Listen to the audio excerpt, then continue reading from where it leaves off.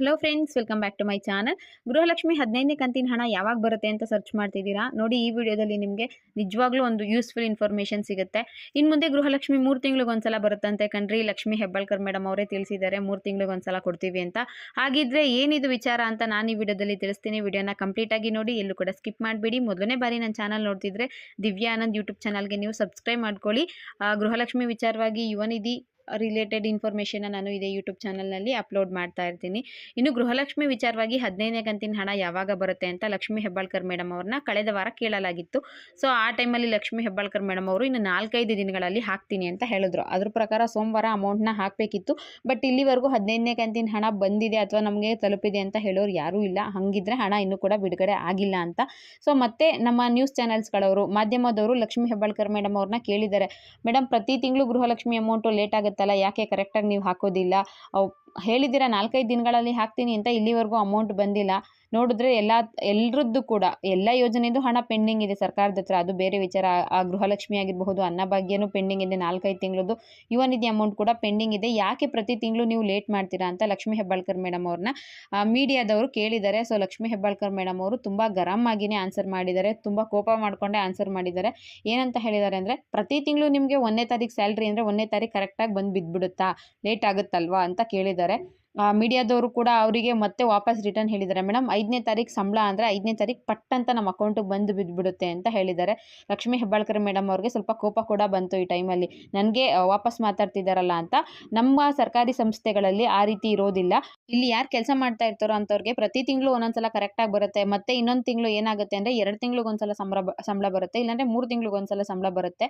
ಇದು ನಮ್ಮ ಸರ್ಕಾರ ಇರೋದಕ್ಕಲ್ಲ, ಪ್ರತಿಯೊಂದು ಸರ್ಕಾರಗಳು, ಹಿಂದೆ ಇದ್ದಿದ್ದ ಸರ್ಕಾರಗಳ ಟೈಮಲ್ಲೂ ಕೂಡ ಇದೇ ರೀತಿ ಆಗೋದು. ಗೌರ್ಮೆಂಟ್ ಸ್ಯಾಲ್ರಿ ಏನು ಪ್ರತಿ ತಿಂಗಳು ನಿಮಗೆ ಕರೆಕ್ಟಾಗಿ ಬರೋದಿಲ್ಲ. ಗೃಹಲಕ್ಷ್ಮಿ ಕೂಡ ಅದೇ ರೀತಿ, ಪ್ರತಿ ತಿಂಗಳು ನಿಮಗೆ ಕರೆಕ್ಟಾಗಿ ಬರೋದಿಲ್ಲ, 1 ತಿಂಗಳು ಹೆಚ್ಚು ಕಮ್ಮಿ ಆಗುತ್ತೆ. ಅದಾದ್ಮೇಲೆ ನಾವು ಹಾಕ್ತೀವಿ. ನೀವು ಜನವರಿ ಪೂರ್ತಿ ಕೆಲಸ ಮಾಡಿದ್ರೆ ನಿಮಗೆ ಫೆಬ್ರವರಿಲಿ ಅಮೌಂಟ್ ಅಂದರೆ ನಿಮ್ಮ ಸ್ಯಾಲ್ರಿ ಬರುತ್ತೆ. ನೀವು 30 ದಿನ ಕೆಲಸ ಮಾಡಿರ್ತೀರಾ, ಅದು ಮುಂದಿನ ತಿಂಗಳು ನಿಮಗೆ ಹಣ ಬರುತ್ತೆ. ಗೃಹಲಕ್ಷ್ಮಿ ಕೂಡ ಅದೇ ರೀತಿ, ಈ ತಿಂಗಳು ಹಣ ಮುಂದಿನ ತಿಂಗಳು ಬರುತ್ತೆ ಅಂತ ತಿಳಿಸಿದ್ದಾರೆ. ಸೊ ಜನಸಾಮಾನ್ಯರ ಪ್ರಶ್ನೆ ಏನಪ್ಪಾ ಅಂದರೆ, ಗೌರ್ಮೆಂಟ್ ಎಂಪ್ಲಾಯೀಸ್ಗೂ ಅಥವಾ ಯಾರೋ ಕೆಲಸ ಮಾಡೋರಿಗೆ ಹಾಕೋ ಸಂಬಳಕ್ಕೂ ಮತ್ತೆ ಗೃಹಲಕ್ಷ್ಮಿ ಯೋಜನೆ ಮುಖಾಂತರ ನೀವು ಹಾಕೋ 2,000 ರೂಪಾಯಿಗೂ ಯಾವ ರೀತಿಯಾಗಿ ಸಂಬಂಧ ಇದೆ? ನೀವೇನು ಸಂಬಳ ಕೊಡ್ತಿದ್ದೀರಾ ಲೇಡೀಸ್ಗೆ? ಇದು ಯಾವ ರೀತಿಯಾಗಿ ಕರೆಕ್ಟ್ ಆಗಿದೆ? ನೀವು ಯಾವ ಬೇಸ್ ಮೇಲೆ ಇದನ್ನ ಹೇಳ್ತಿದ್ದೀರಾ ಅಂತ ಕೂಡ ತುಂಬಾ ಪ್ರಶ್ನೆ ಮಾಡ್ತಾ ಇದ್ದಾರೆ. ಲಕ್ಷ್ಮಿ ಹೆಬ್ಬಾಳ್ಕರ್ ಮೇಡಮ್ ಅವರು ತುಂಬಾ ಕೂಲ್ ಆಗಿ ಇದನ್ನ ಆನ್ಸರ್ ಮಾಡ್ಬೋದಿತ್ತು. ಇನ್ನೊಂದು ವಿಚಾರ ಏನಪ್ಪಾ ಚರ್ಚೆ ಆಗ್ತಾ ಇದೆ ಅಂದ್ರೆ, ಸರ್ಕಾರದ ಹತ್ರ ಗೃಹಲಕ್ಷ್ಮಿ ಯೋಜನೆಗೆ, ಗ್ಯಾರಂಟಿ ಯೋಜನೆಗಳಿಗೆ ಯಾವುದೇ ರೀತಿ ಹಣದ ಕೊರತೆ ಇಲ್ಲ, ಪ್ರತಿಯೊಂದಕ್ಕೂ ಕೂಡ ನಮ್ಮ ಹತ್ರ ಹಣ ಇದೆ ಅಂತ ಹೇಳ್ತಾ ಇದ್ದಾರೆ. ಮತ್ತೆ ಹಣ ಹಾಕೋಕೆ ಯಾಕೆ ಇಷ್ಟು ಲೇಟ್ ಮಾಡ್ತಾ ಇದ್ದಾರೆ? ನಿಮ್ಮ ಹತ್ರ ಹಣ ಇದೆ ತಾನೇ, ಯಾಕೆ ಇನ್ನೊಬ್ರು ಕೈಲಿ ಇಳಿಸ್ಕೊತೀರಾ? ಅಕೌಂಟ್ಗಳಿಗೆ ಹಾಕ್ಬಿಡಿ, ಯಾವುದೇ ರೀತಿ ತೊಂದರೆ ಇರೋದಿಲ್ಲ. ಗ್ಯಾರಂಟಿ ಯೋಜನೆಗಳಿಗೆ 52,000 ಕೋಟಿನ ಎತ್ತಿಟ್ಟಿದೀವಿ ಅಂತ ಹೇಳ್ತಿರಲ್ಲ, ಮತ್ತೆ ಪ್ರತಿ ತಿಂಗಳು ಕೂಡ ಲೇಟಾಗಿ ಹಾಕ್ತೀರಾ. ನೋಡಿ, ಇವಾಗ ಯಾವುದೇ ತಿಂಗಳು ಆಗ್ಲಿ ಗೃಹಲಕ್ಷ್ಮಿ ಯೋಜನೆ ಕರೆಕ್ಟಾಗಿ ಬಂದೇ ಇಲ್ಲ. ಒಂದೊಂದ್ಸಲ 2 ತಿಂಗಳದ್ದು ಹಾಕ್ತಾರೆ, ಕೆಲವು ಸಲ ಇನ್ನೊಂದು ತಿಂಗಳದ್ದು ಹಾಕ್ತಾರೆ. ಮತ್ತೆ ಮೀಡಿಯಾದವರು ಒಂದು ಮೊನ್ನೆ ಪ್ರಶ್ನೆ ಕೇಳಿದ್ರು, ಮೇಡಮ್ ಎಲೆಕ್ಷನ್ ಟೈಮಲ್ಲಿ ಮಾತ್ರ ದುಡ್ಡು ಹಾಕ್ತಿರಂತೆ, ನಮ್ಮ ಬಿಜೆಪಿಯವರೆಲ್ಲ ಇದನ್ನ ಟೀಕೆ ಮಾಡ್ತಾ ಇದ್ರಲ್ಲ ಅಂತ ಕೇಳಿದ್ರು. ಆಗ ಲಕ್ಷ್ಮಿ ಹೆಬ್ಬಾಳ್ಕರ್ ಮೇಡಮ್ ಅವರು, ನಾವು ಆ ರೀತಿ ಯಾವುದೇ ಕಾರಣಕ್ಕೂ ಮಾಡೋದಿಲ್ಲ, 14 ತಿಂಗಳು ಹಣ ಹಾಕಿದೀವಿ, 14 ತಿಂಗಳು ಕೂಡ ಎಲೆಕ್ಷನ್ ಇತ್ತ, ಹಣ ಹಾಕಿದ್ರೆ ಎಲೆಕ್ಷನ್ಗೋಸ್ಕರ ಅಂತ ಹೇಳ್ತಾರೆ, ಹಣ ಹಾಕಿಲ್ಲ ಅಂದ್ರೆ ಅದಕ್ಕೂ ಕೂಡ ಒಂದು ಟೀಕೆನ ಮಾಡ್ತಾರೆ ಅಂತ. ಇದರಲ್ಲಿ ಅಬ್ಸರ್ವ್ ಮಾಡ್ಬೇಕಾಗಿರೋ ಒಂದು ವಿಷಯ ಏನಪ್ಪಾ ಅಂದ್ರೆ, ಮೇ ತಿಂಗಳಲ್ಲಿ ಎಲೆಕ್ಷನ್ ಆಯ್ತು ಗೊತ್ತಾ? ಮೇ ತಿಂಗಳು ಕಳೆಯೋಕ್ಕಿಂತ ಮುಂಚೆನೆ ಸ್ಟಾರ್ಟಿಂಗ್ ಅಲ್ಲೇ ಅಮೌಂಟ್ ಹಾಕ್ಬಿಟ್ರು ಗೃಹಲಕ್ಷ್ಮಿ. ಅವಾಗ ಪ್ರತಿ ತಿಂಗಳು ಹೇಳಿದ್ರಲ್ಲ, 1 ತಿಂಗಳು ಕೆಲಸ ಮಾಡಿದ್ರೆ ಮುಂದಿನ ತಿಂಗಳು ನಾವು ಹಣ ಹಾಕ್ತೀವಿ ಅನ್ನೋದು ಆಗ ಲೆಕ್ಕಕ್ಕೆ ಬರ್ಲಿಲ್ವಾ ಆಗ ಈ ಯೋಚನೆ ಸರ್ಕಾರಕ್ಕೆ ಬರ್ಲಿಲ್ವಾ ಅಂತ ತುಂಬಾ ಜನ ಕೇಳ್ತಾ ಇದ್ರು. ಇನ್ನು ಮೊನ್ನೆ ಉಪಚುನಾವಣೆ ನಡೀತು ಅಲ್ವಾ, ಈ ಟೈಮಲ್ಲಿ ಮತ್ತೆ ಸರ್ಕಾರ ಏನ್ ಮಾಡ್ತು, ಯಾವ್ಯಾವ ಜಿಲ್ಲೆಗಳಲ್ಲಿ ಎಲೆಕ್ಷನ್ ನಡೀತಾ ಇತ್ತು ಅಂತಹ ಜಿಲ್ಲೆಗಳಿಗೆ ಗೃಹಲಕ್ಷ್ಮಿ ಯೋಜನೆಯ ಹಣ ಹಾಕ್ಬಿಟ್ರು. ಇದನ್ನ ನಮ್ಮ ನ್ಯೂಸ್ ಚಾನೆಲ್ಸ್ ಅವರು ಪಕ್ಕಾ ಪ್ರೂಫ್ ಸಮೇತ ಕಂಡುಹಿಡಿದಿದ್ದಾರೆ. ಉಪಚುನಾವಣೆ ನಡೀತಾ ಇರೋ ಟೈಮಲ್ಲಿ ದಕ್ಷಿಣ ಕರ್ನಾಟಕದ 6 ಜಿಲ್ಲೆಗಳಿಗೆ ಗೃಹಲಕ್ಷ್ಮಿ ಮೊದಲನೇ ಹಂತವಾಗಿ ಹಣ ಹಾಕಿದ್ದಾರೆ. ಬಾಕಿ ಉಳಿದಂಥವ್ರಿಗೆ ಪೆಂಡಿಂಗ್ ಉಳಿಸ್ಕೊಂಡಿದ್ದಾರೆ. ಗೃಹಲಕ್ಷ್ಮಿ ಹಣ ಹಾಕೇ ಇಲ್ಲ. ತುಂಬಾ ಜನಕ್ಕೆ 14ನೇ ಕಂತಿನ ಹಣ ಇಲ್ಲಿವರೆಗೂ ಕೂಡ ಬಂದಿಲ್ಲ. ಈಗ ಎಲ್ಲಾರ್ದು ಪ್ರಶ್ನೆ ಒಂದೇ, ನಿಮ್ಮ ಹತ್ರ ದುಡ್ಡಿಲ್ಲ ಅಂತ ಒಪ್ಕೋಬೇಕು, ಇಲ್ಲ ದುಡ್ಡಿದ್ರೆ ಕರೆಕ್ಟಾಗಿ ನೀವು ಕರೆಕ್ಟ್ ಟೈಮ್ ಟು ಟೈಮ್ ದುಡ್ಡು ಹಾಕಬೇಕು. ಯಾಕೆ ಈ ರೀತಿ ಮಾಡ್ತಾ ಇದ್ದೀರಾ ಅಂತ. ಇವತ್ತು ಹಾಸನದಲ್ಲಿ ಒಂದು ಸಮಾರಂಭ ನಡೀತಾ ಇದೆ. ಅದ್ರಲ್ಲಿ ಏನಾದರೂ ಗೃಹಲಕ್ಷ್ಮಿ ಬಗ್ಗೆ ಮತ್ತೆ ವಿಚಾರ ಹೇಳ್ತಾರಾ, ಅದನ್ನ ಕಾದು ನೋಡ್ಬೇಕಾಗಿದೆ. ಸದ್ಯಕ್ಕೆ ಗೃಹಲಕ್ಷ್ಮಿ 15ನೇ ಕಂತಿನ ಹಣ ಯಾವಾಗ ಬರುತ್ತೆ ಅನ್ನೋದ್ರ ಬಗ್ಗೆ ಯಾರೂ ಕೂಡ ಇನ್ಫಾರ್ಮೇಶನ್ ಬಿಟ್ಕೊಟ್ಟಿಲ್ಲ. ಲಕ್ಷ್ಮಿ ಹೆಬ್ಬಾಳ್ಕರ್ ಮೇಡಮ್ ಅವರು 4-5 ದಿನದಲ್ಲಿ ಹಾಕ್ತೀನಿ ಅಂತ ಹೇಳಿದ್ರು. ಅವ್ರ ಪ್ರಕಾರ, ಹೇಳಿರೋ ಪ್ರಕಾರ ನೋಡಿದ್ರೆ ಸೋಮವಾರನೇ ದುಡ್ಡು ಹಾಕ್ಬೇಕಿತ್ತು. ಇವತ್ತು ಗುರುವಾರ ಆದ್ರೂ ಇಲ್ಲಿವರೆಗೂ ಕೂಡ 15ನೇ ಕಂತಿನ ಹಣ ಯಾರಿಗೂ ಕೂಡ ಬಿಡುಗಡೆ ಆಗಿಲ್ಲ. ಲಕ್ಷ್ಮಿ ಹೆಬ್ಬಾಳ್ಕರ್ ಮೇಡಮ್ ಅವ್ರು ಏನ್ ಹೇಳಿದ್ದಾರೆ, 2-3 ತಿಂಗಳು ಒಟ್ಟೊಟ್ಟಿಗೆ ಹಾಕ್ತೀವಿ ಅಂತ ಹೇಳಿದ್ದಾರೆ.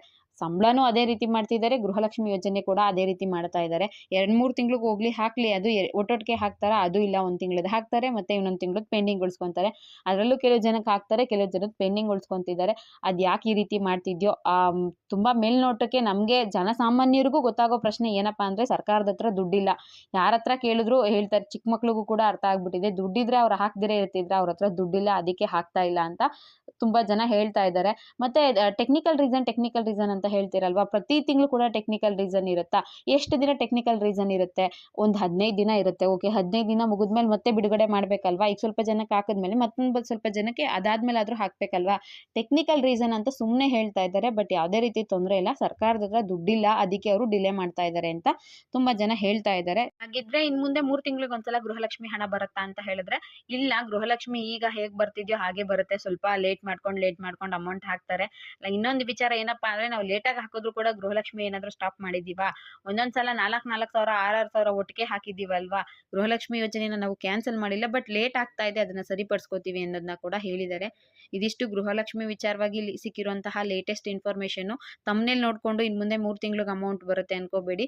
ಲೇಟ್ ಆದ್ರೂ ಕೂಡ ಅದೇ ಈಗ ಹೇಗ್ ಮಾಡ್ತಿದಾರೋ ಅದೇ ರೀತಿ ಮುಂದುವರ್ಸ್ಕೊಂಡು ಹೋಗ್ತಾರೆ. ಇಲ್ಲಿವರೆಗೂ ವಿಡಿಯೋ ನೋಡಿದ್ದಕ್ಕೆ thank you for watching friends.